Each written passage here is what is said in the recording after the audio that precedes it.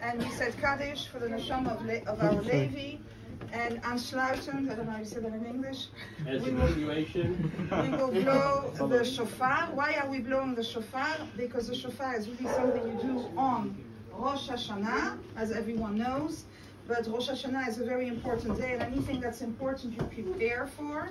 So to get ourselves and prepare and get us in the mood of this so special day, which is Rosh Hashanah, the whole month before Rosh Hashanah, every day we blow on the shofar. So except, my husband is going the day before Rosh Hashanah. Except the day before Rosh Hashanah. And my husband's going to do that. And please, everybody, stand if you can. If you're not physically not able or not so able, you can sit. It's not that important, but out of respect. The message of the shofar is Uru Yishenim Yishinatchem. The message of the shofar is it's a kind of an alarm. Wake up, you sleepers, from your slumber. And so this is our wake up call. It's time to wake up. Rosh Hashanah is coming, and so that's why we blow on the shofar.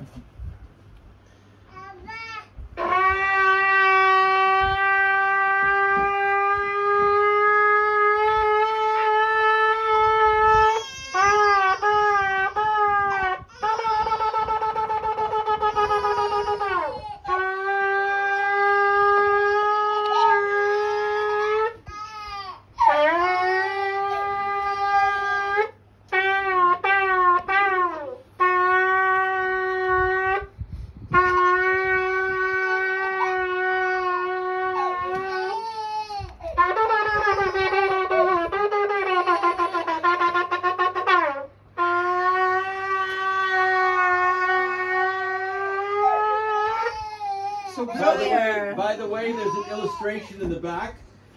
Our sages tell us that the shofar, everybody can sit down.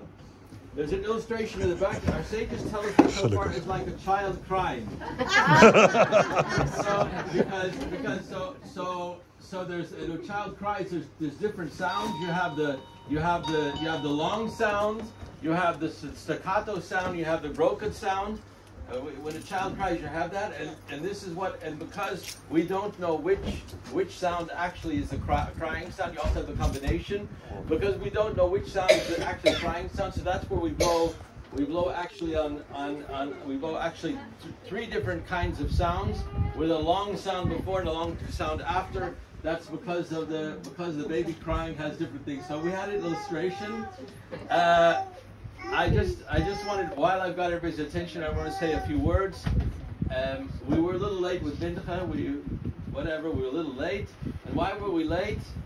One of the reasons is because my children were together at the grave of my son this afternoon, and they wanted us to have a WhatsApp conversation, and we were a little bit, it took us 15-20 minutes, more than 15-20 minutes. Almost an hour. Almost an hour. Between 6 and 7. They were at the cemetery, and they called a video WhatsApp group, so we were able to see the grave and their prayers and what they said. An hour, we were 20 minutes late.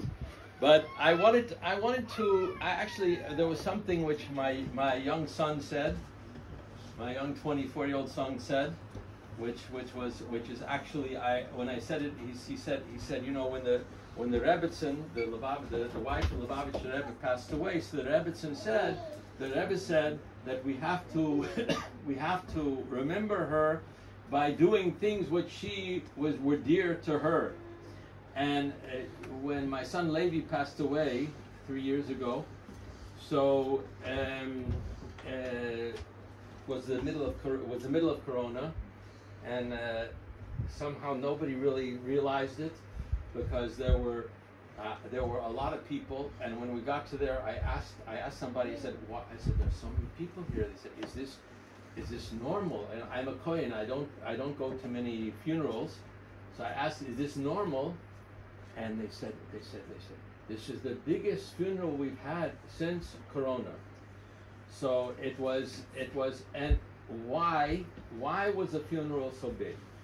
And this I want to give. This is the message which I want to give to you. Lahakim es degel hamet, to take on yourself what the person who passed away, to take on yourself what he did. he was somebody who always was looking to help other people. And he always helped them in a way that they didn't know that he was helping other people besides them. So we had over there, I think there were tens, maybe even 100 people who knew him, who loved him, of course, a lot of them, but there were 10, maybe 100 of yechidim, of singular people who all thought that they were the only one who Levi had helped. And we heard stories like a handicapped, he was a manager of a pizza store. He was a manager of a pizza store. He was going to be the manager of three restaurants. His boss had big things in mind for him, but unfortunately he never made that. But so when people would come into the pizza store, so he was always, even as the manager, he was always he was always sitting there in front by the cash, and he was always sitting there and serving people, and he would make sure that they got served. And not only that, but for example, two little boys came, and they were looking in their pockets and looking in their wallets, and they came up with money for one slice of pizza. And they said one slice of pizza. We want one slice of pizza. He says, can you take one slice of pizza and split it in two for us? The lady said, sorry, we don't split pizzas here. Here are two slices. And the same thing, the story of a handicapped girl who would always come in, and when she would come in, Levi would say, what do you want? The store is yours. You know, and families which were having problems, monetary problems and other problems, they would walk into the pizza store, and he would just say here, and either he would count the half or the quarter of what the price was, or he would say just take it. And this were people who all came and loved him, and I really want to emphasize to everybody the ma'ala, the plus, the advantage of what's called matan b'seter. You give to other people, you help other people. By helping other people, you yourself in the end are helped, and this is the way that you can, if you take on yourself today, how can I help another person? How can I help him? The best way, Rambam says, the best way is like Levi did it, matan b'seter. Nobody should know. Nobody should know what you did. Nobody should know. Don't make any publicity. You know, there are times to make publicity. For example, if you want to donate a nice big new curtain for the shul or whatever, you want to know a nice big Sefer Torah for Chabad Yitschok, for example, and you want to make it public, because you want other people to be inspired. So you shouldn't do it for your own gava. You shouldn't do it for your own hochmut, for your own pride, conceit, Trotz. your own pride. You should do it. If you do it, publicize it. You publicize it because other people should know what it means to give, to help somebody. And whenever you do it, the best way to do it quietly. But sometimes it's good to make also a little bit of noise. But if you make the noise, you have to take it into your own heart. Why am I making the noise? This is very, very important. And if we learn from Levi that way, how to give and how to give quietly, and if maybe when you're 120 by your Levi, hundreds of people will come, because by then Mashiach will come, so forget about it. But this is the way to. This is the key to heaven. The key to heaven is to help other people and help them in a way, in a quiet way, and help them in a way that they feel good. That's the thing. I thank you very much for coming.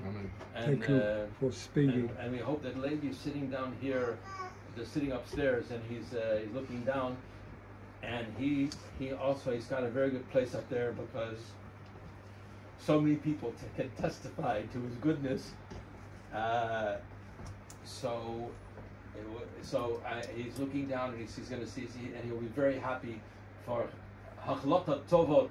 If you decide to do something good, if you woke up by the shofar and you decided before Rosh Hashanah, and I heard this message, I'm going to do something good for somebody else, or something else, or an insolvency. Thank you. Thank you. Thank you very much. We're going to do all the speeches now. So otherwise I'll never get everybody to be quiet. I also wanted to, together with my daughter, Devorah, we all want to thank you for coming. Some people came from far, and it's really, really nice to be surrounded by friends. And this morning I wrote, well, no, first I will say something else. Many of you, I already told them, but some of you I did not yet. So the thing is like this: my husband and I were above 60, and we've been living in Utrecht for 36 years, serving the community. But we are getting bigger and bigger. We're not leaving. Just be careful. We're not leaving. We're not leaving. But we want Judaism and Jewish things to continue in Utrecht in every which way, whether it's something like a mitzvah or just helping somebody. Some of you know here how we have saved people's lives, old people, all kinds of things that we do, and it has to continue.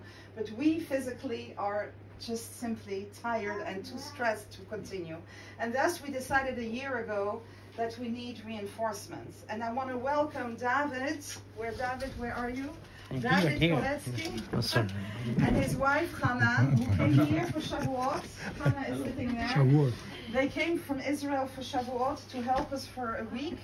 And they liked us and we liked them, and they visited some of the community members. And now they're here. We found a house for them where they can live. What? Temporarily. And we're very excited, and they are also very excited to start being here and doing stuff for everyone. So this is the very nice part, and there is also a worry coming with it, because my husband and I have done this work for all these years. How do you say, benevolently, like voluntarily, without any pay. And now, of course, we cannot have David and Hannah live from the air and from love and fresh air, so we have to pay them a salary. And the good news is that the money is there for their salary, but the other part of the news is that the money is still in your pockets. So I want to, some of you already committed to pay every month a certain amount to make sure that there is Jewish continuity in Utrecht, which is everybody's wish, and everybody wants this, and you all are our friends, and I encourage everyone, because it's a blessing also to you, to do so. Some of you already, like I said, committed to do this. Some already committed, but started committing more, and I want to encourage everyone, and with the most we are helped if you do a monthly fixed donation. And this is what we're asking to make this possible. We are staying here, we're continuing, but we have to take a little step back and give room for the young people. David and Hannah speak fluently Russian, English, and Hebrew, so they only have to learn Dutch. And they're already starting on Dutch. That's right. And Henny's daughter, no, I should say Max's daughter. Max, where are you? Offered to teach them Dutch, and we found a lawyer to take care of the papers, and etc., etc. So we're asking everyone to commit and to do it, please. Le'ilu nishmas, to the what? In memory of Levi Yitschok ben Aryeh Kohen, because this was, like my husband just explained, this was Levi, to be nice to people and to help them. Not in a pushy way at all, just with a smile, and see what people, because not only did he give people pizza, he gave advice, he helped in every which way. He pulled him out of it. Pulled somebody who was depressed out of his bed for 5 years. The guy said, I've been in my bed for 5 years. He pulled him out. Yeah, so etc., etc. Too many people. Okay, but now what I want to read to you is what I wrote this morning to my children on the family WhatsApp. And I wrote the following: sending my love to you all, to us all on this too difficult day. Dear Levi, you are too far from us. So nice that so many people are supporting us. But no matter how many things people do in your memory, there is a big black hole in our heart. A piece of our heart is hanging loose, only held by a thin thread of hope, of Mashiach and Techiyat HaMeisim. Het herleven der doden. Have you said it in English? The reliving and the rising of the rising of the dead. Of course you are safe up there, comfortable and full of light, truth, and real love. But we want you to be here with us, your family, your friends. Where are you? Your smile, your jokes, your gigantic love and chesed. I'm sure you're filling the heavens, tall and majestic as you are. Levi was the tallest of us all, and very white. They say when he came in the room, he filled up the room. Even if he would lay flat on the floor, he still filled up the room. And he was big. I'm sure you're filling the heavens, tall and majestic as you are, keeping all the neshamot together up there with love and smart, comforting words. We need your hug, your warmth, your smile. Where are you?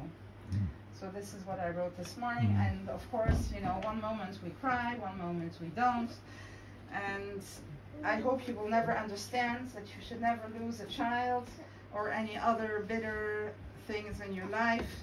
And thank you for being here. Thank you, because you are our real friends, because you are here, and thank you for being here and hugging us. Because you are carrying us through a very difficult day. The same thing that happens by a shiva, you know, after a person dies, then the family sits low on the floor, and many people come, friends, and this is also what happened, obviously, when Levi passed away, and we didn't have time to think, we didn't have time because we were carried by the community. And this is the beautiful Jewish, there are people that will not keep Shabbat, will not eat kosher, won't do anything until such a thing happens, God forbid, and then they see the beauty of Yiddishkeit, how psychological, the psychological benefit of all the laws of sitting Shiva and everything else. So nobody should have to experience any of this, but it happens, and we very much appreciate that you're here to hug us, because I have no other words than that. So, toda rabba. Now, all this food and all these drinks are here. Please make a bracha before you eat something. If you don't know how to make the bracha, ask someone else. And when you do so, have in mind Levi Yitschok, Ben Ariele Parakohen. If you can remember all these names, I don't know. But it's, and like my husband said, please do a mitzvah. If you want to give tzedakah, I already told you how to do it. Anything else? There's things to drink and things to eat. The